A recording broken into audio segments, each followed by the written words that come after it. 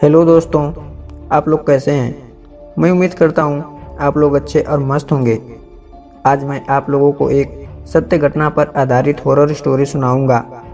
अगर आप लोग इस स्टोरी को पूरा सुनते हैं तो मुझे उम्मीद है आप लोगों के रोंगटे खड़े हो जाएंगे।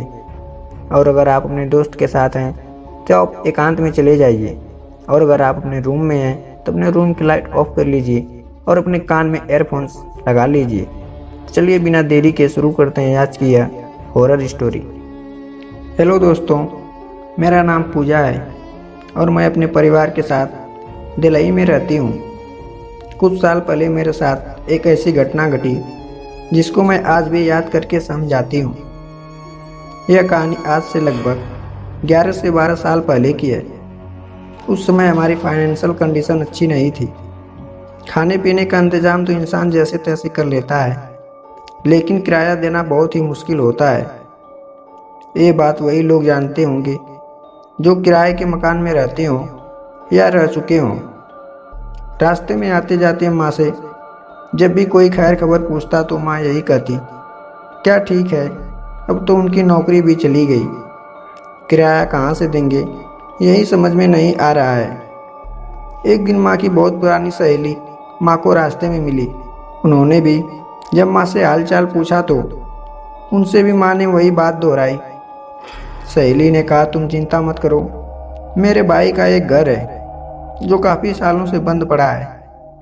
तुम अगर चाहो तो अपने परिवार के साथ वहाँ रह सकती हो और तुम्हें किराया भी नहीं देना पड़ेगा, बस साफ सफाई अच्छे से किया करना। इतना कह के वो आंटी वहाँ से चली गई। माँ ने ये बात घर आकर सभी को बताई तो खुशी का ठिकाना नहीं। जरा सोचिए, आप किसी प्रॉब्लम में फंसे हैं और एकदम से ऐसा कोई आपको मिले जो आपकी उस प्रॉब्लम को जड़ से उखाड़ फेंके। उन आंटी ने भी कुछ ऐसा ही किया था। हमारी प्रॉब्लम को 1 मिनट में ही सॉल्व कर दिया था।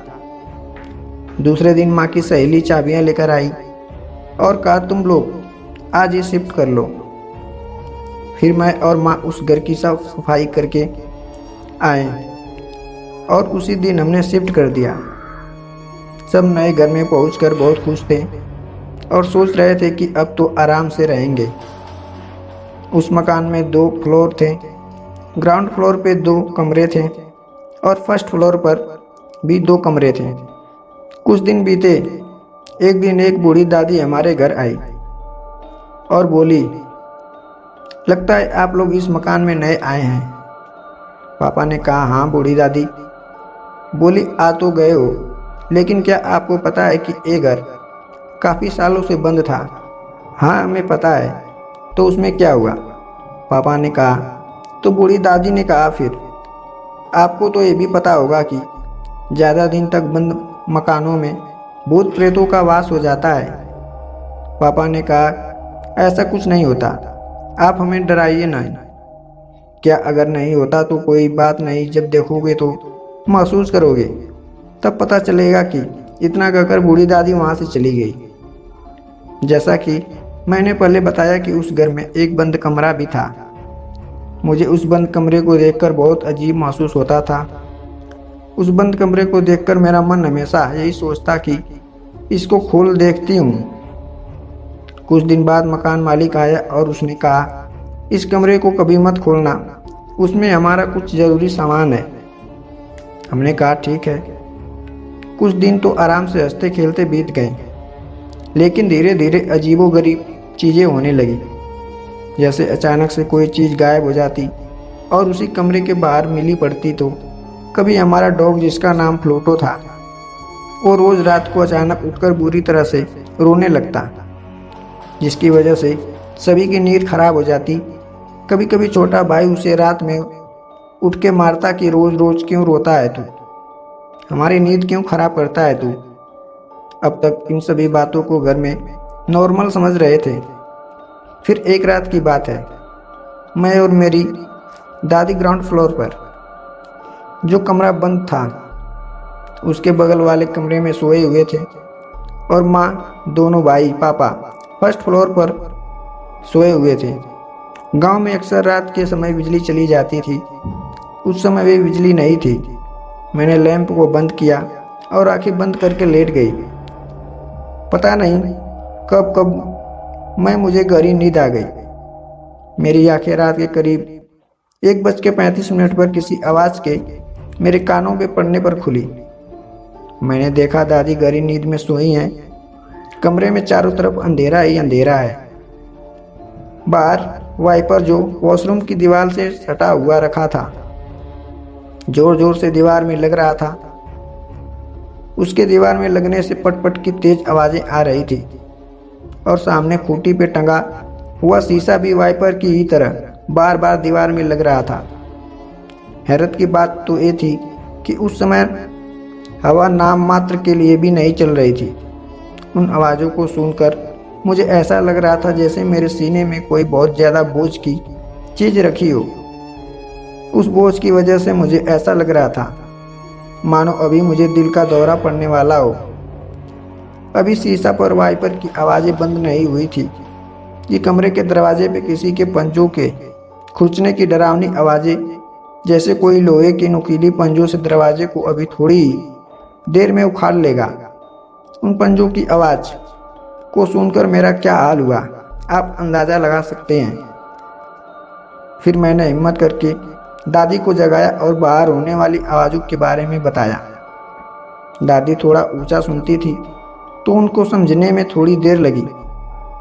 आखिर हो क्या रहा है, मैं इतनी डरी हुई क्यों हूँ। जैसे मैंने बाहर होने वाली आवाज़ों के बारे में दादी को बताया, दादी ने कहा माँ पापा को आवाज़ लगाओ। जैसा दादी ने कहा मैंने वैसा ही किया।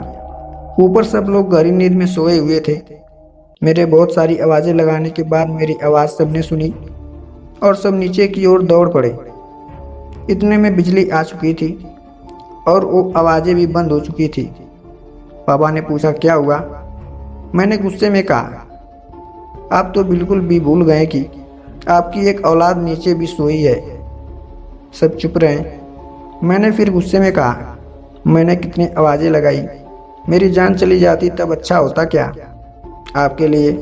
फिर माँ ने मेरे सर पर हाथ रखा और मुझे सीने से लगाया और पूछने लगी क्या हुआ। फिर मैंने सारा कुछ जो अभी थोड़ी देर पहले मेरे साथ घटा था मैंने सब सुनाया। माँ और पापा ने कहा तुमने कोई डरावना बुरा सपना देखा होगा जिसे देखकर तुम बहुत ज़्यादा डर गई हो। कह के सब ऊपर सोने चले गए। मैं भी अपने आप को यह समझकर शायद बुरा सपना ही था सोने चली गई। अभी मैं पूरी तरह से सोई नहीं थी कि फिर से वही उखाड़ देने वाली दहशत से भरी लोहे के पंजों जैसी आवाज़ें आने लगी। अब की बार तो ऊपर भी सभी जाग रहे थे, कोई सोया नहीं था और उन आवाज़ों को अब की बार सभी ने सुना।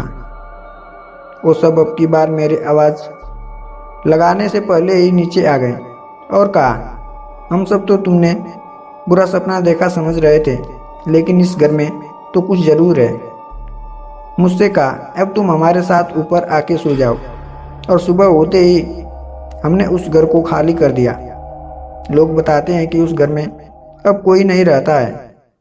रात में उस घर में अजीबोगरीब आवाज़ें आती हैं और किसी के होने का महसूस होता है। तो ये थी मेरे साथ घटी घटना की सच्ची कहानी। कुछ लोग ऐसी चीज़ों को मानते नहीं हैं। पहले मैं भी नहीं मानती थी, लेकिन उस दिन के हादसे ने मुझे भूत प्रेत जैसी चीज़ों को मानने पर मजबूर कर दिया और ये मान लिया कि इस दुनिया में अगर भगवान है तो शैतान भी हैं। लेकिन एक बात ज़रूर कहूँगी कि हमेशा भगवान में विश्वास रखो तो ये चीज़ें आपका कुछ नहीं बिगाड़ सकती। तो मैं इसी के साथ विदा लेती हूँ।